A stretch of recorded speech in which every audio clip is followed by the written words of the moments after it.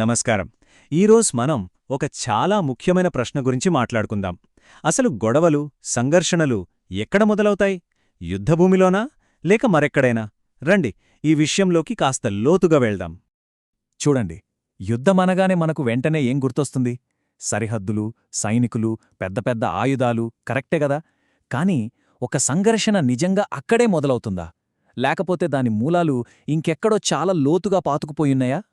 కానీ అసలు నిజమేంటంటే ప్రతి యుద్ధం, ప్రతి గొడవ ముందుగా మనసులోనే పుడుతుంది. ఈ ఒక్క ఆలోచనే ఈరోజు మన చర్చకు పునాది. మనం బయట చూసే ఆ భయంకరమైన విధ్వంసమంతా మన లోపల మొదలైన ఒక చిన్న ఆలోచన యొక్క పెద్ద ప్రతిబింబం మాత్రమే. సరే, మరి అసలైన యుద్ధభూమి ఏమిటో చూద్దామా? మానవ చరిత్రలో జరిగిన ప్రతి గొడవ వెనుక దాగి ఉన్న అస్సలు కారణం ఏంటో మనం ఇప్పుడు బయటకు తీయబోతున్నాం. మన చరిత్ర పుస్తకాలు చూస్తే అవి యుద్ధాలతోనే నిండిపోయున్నాయి.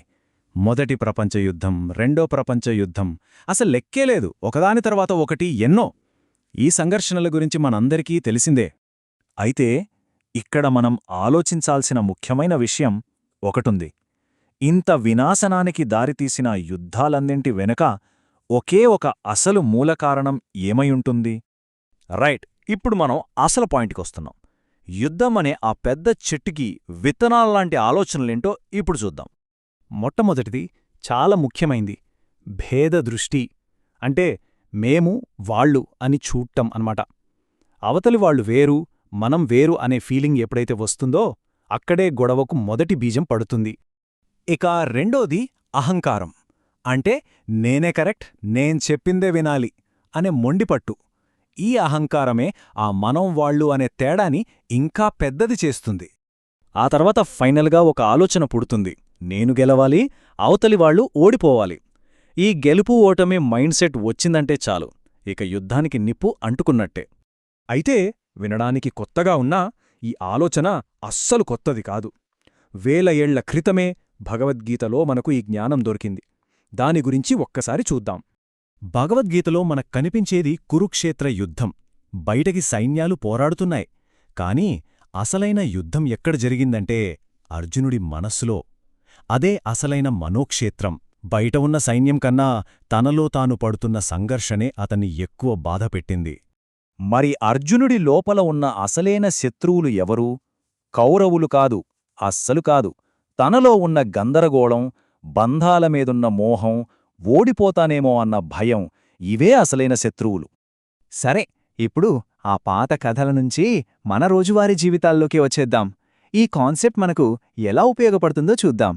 మన లైఫ్లో కూడా అంతే కదా. ఏదో ఒక చిన్న మాటతో మొదలవుతుంది, అది వాదనగా మారుతుంది, తర్వాత ఇద్దరు ఈగోలు దెబ్బతింటాయి, చివరికేమవుతుంది, మంచి సంబంధాలు కూడా విడిపోతాయి. ఇవి కూడా ఒక రకంగా మన పర్సనల్ లైఫ్లో మనం చేసే చిన్న చిన్న యుద్ధాలే కదా. మరి దీనికి సొల్యూషన్ ఏంటి? ప్రాబ్లం మనస్సులో మొదలైనప్పుడు సొల్యూషన్ కూడా మనస్సులోనే వెతకాలి. అదే అసలైన అంతర్గత విప్లవం. ఇక్కడొక చాలా ముఖ్యమైన విషయం గుర్తుపెట్టుకోవాలి.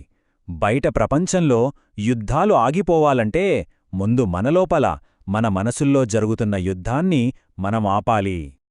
అది ఎలా సాధ్యం? భేదదృష్టిని వదిలేసి ఏకత్వ దృష్టిని పెంచుకోవాలి. అంటే అందరూ వేరువేరు అని కాకుండా అందరిలోనూ ఉన్నది ఒకటే శక్తి అని గుర్తించడం. ఈ అంతర్గత శాంతి అంటే ఏంటంటే మనసులో ఒక రకమైన ప్రశాంతత. మన మనసు ఎప్పుడైతే కామ్గా, పీస్ఫుల్గా ఉంటుందో అదే శాంతియుత ప్రపంచానికి పునాది అవుతుంది. మరి ఈ మార్పు ఎలా వ్యాపిస్తుందనుకుంటున్నారా? చూడండి, ప్రతి పెద్ద మార్పు మొదలయ్యేది ఒక్కరితోనే, కేవలం ఒక్క వ్యక్తితో. ఎప్పుడైతే ఒక వ్యక్తి తనలో శాంతిని వెతుక్కుంటాడో ఆ ప్రశాంతత వాళ్ల కుటుంబాన్ని మారుస్తుంది.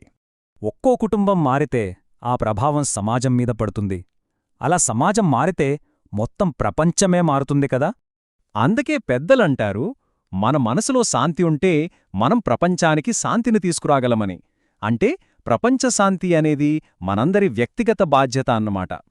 కాబట్టి చివరగా ఒక్కసారి ఈ ప్రశ్న గురించి ఆలోచించండి. మనం నిజంగా యుద్ధాలని ఆపాలనుకుంటే మనం మార్చాల్సింది మన చేతుల్లో ఉన్న ఆయుధాలనా లేక మన తలలో ఉన్న ఆలోచనలనా? సమాధానం మీకే వదిలేస్తున్నాను.